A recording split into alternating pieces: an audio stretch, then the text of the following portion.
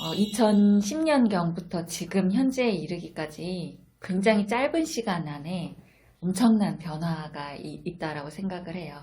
그리고 과도기적 상황이기 때문에 이 기간에 앞으로 장기간 계속될 어떤 지속 가능한 정책이나 아니면 제도 또 다양한 어떤 그 이수자들이나 국민들에 대한 인식 제고 이런 것들도 지금이 굉장히 적기이고 중요한 시기다라고 생각을 합니다. 어떤 면에서 이런 그 굉장히 큰 변화가 일어났냐? 그러면 좀 설명을 드려보면은 우선 첫 번째로 법이 만들어졌죠. 그래서 무형문화재 보존 및 진흥에 관한 법률이 2015년에 제정이 되고 16년부터 시행이 됐어요. 이제 그거에 대한 영향을 준 거는 유네스코 협약이 그 이전에 영향을 주긴 했지만 국내에서 가장 그렇게 큰 변화는 신법이라고 할 수 있습니다. 그리고 2015년에 국립무형유산원이 개원을 했죠. 그러면서 이제 무형유산에 대해서 조사 기록하고 전승을 지원하고 또 다양한 어떤 활성화 정책에 진행하는 데 있어서 중요한 핵심 역할을 하는 기관이 생겨났다라는 거, 전시나 공연도 이제 하면서 다양한 활동들을 하고 있기 때문에 굉장히 큰 변화라고 할 수 있죠. 그리고 또 무엇보다도 한국전통문화대학교의 무형유산 학과도 2017년에 설립이 되고, 그래서 어떤 면에 보면은 2010년에서 20년 사이에 굉장히 많은 변화가 있었다라고 할 수 있습니다.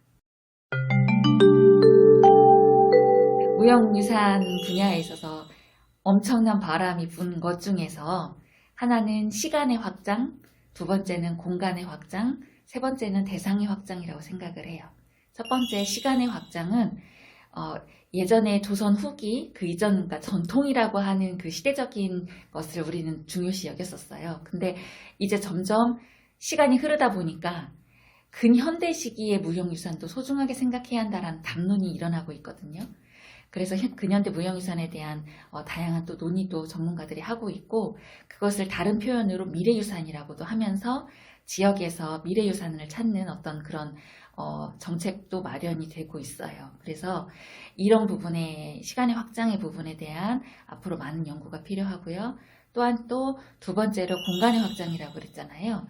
원래는 이제 그 이수자 중심, 전승 주체 중심 내지는 국가 중심이었다고 한다면 이제 지역에 다양한 그 중심을 찾고 있어요. 그래서 지역 중심의 무형유산을 어떻게 활성화할 수 있을 것인가에 대한 정책의 일환으로는 생생문화재, 문화재 야행, 산사를 활용한다거나 이런 다양한 활용 프로그램들이 그 지역에 있는 문화 자원을 바탕으로 이제 문화유산이든 그러니까 유형이든 무형이든 그것의 활성화를 하고 지역민들이나 아니면 관광객들한테 그것을 향유하는 그런 프로그램들이거든요.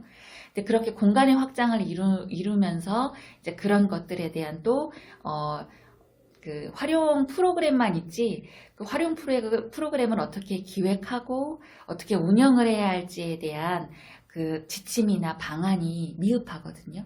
그것에 대한 보완도 이루어져야 하죠.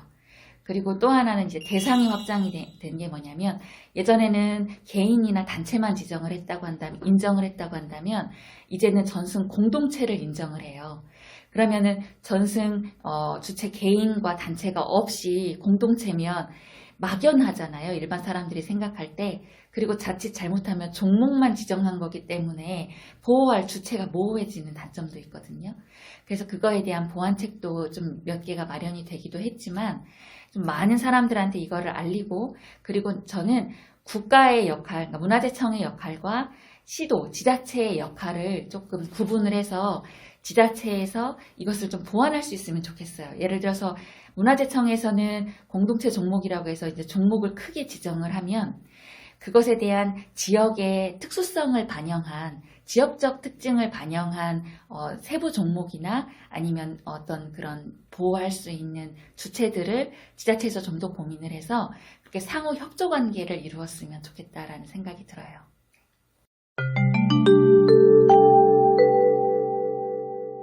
무형문화재 그 진흥 정책으로 공예품 인증제, 공예품 은행제, 뭐 그 창업 지원 뭐 이런 다양한 정책들이 나타나고 있거든요. 근데 지금 공예에 지금 초점이 맞춰져 있잖아요. 그러니까 이제 예능에도 어떤 이수자 대원 같은 어떤 정책도 있기는 하지만 예능 분야에서는 어떻게 활성화를 하면 좋을지에 대한 고민도 더 필요해 보이고요. 그리고 그 전수교육 그 제도 전수교육도 처음에는 이제 주체만 전수교육을 할 수 있는 걸로 생각을 했잖아요. 지금 그런데 전수교육 학교가 안동대, 충남대 그리고 한국전통문화대학교에 있어요. 그래서 학교에서 이제 대학교 내에서 이수자를 배출할 수 있는 제도가 마련이 됐단 말이죠. 근데 그게 아직도 해결해야 할 과제가 많아요. 그래서 그런 것들도 점차적으로 단계별로 좀 그 현안을 잘 이렇게 어떻게 하면 무형유산 궁극적인 목적은 무형유산을 보호하는 거잖아요. 그리고 활성화하는 건데 어떻게 하면 그거에 그 긍정적인 역할을 할 수 있을지에 대한 고민 이런 것들 촘촘하게 많이 이루어져야 한다고 생각을 해요.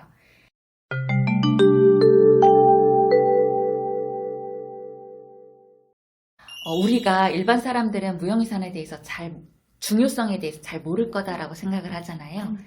일반 사람들이 모르는 건 무형유산의 속성에 대해서는 잘 모를 수 있지만 무형유산에 대한 가치는 굉장히 잘 알고 있습니다. 왜냐하면 문화재청뿐만이 아니라 문화체육관광부나 관광연구원이나 이런 곳에서 대국민 설문조사를 많이 하거든요. 그러면 굉장히 높은 퍼센테이지로 전통이 중요하다. 무형유산을 잘 지켜서 미래 세대에게 전달해야 한다라는 항목에 굉장히 많은 그 체크를 해주세요, 국민들이. 그러니까 중요성에 대해서는 잘 알지만 다만 그 특징에 대해서는 잘 모르시는 거죠. 그러니까 인식 제고를 하기 위해서는 그 무형유산의 특징이나 무형유산의 가치에 대해서 좀 더 국민 눈높이에 맞춰서 좀 이렇게 다양하게 홍보하고 또 프로그램을 만들어서 제공하고 하는 게 필요해요. 그 무형유산 변화를 한번 살펴보면 무형문화재 그 범주가 7가지 범주로 늘어났죠. 그런데 그 7가지 범주로 늘어난 것에 대해서 전공자들은 잘 알고 있잖아요. 그런데 일반 사람들은 그렇게까지 잘 모릅니다. 그러니까 이거를 어떻게 홍보할 것인지 그게 필요하겠죠. 네.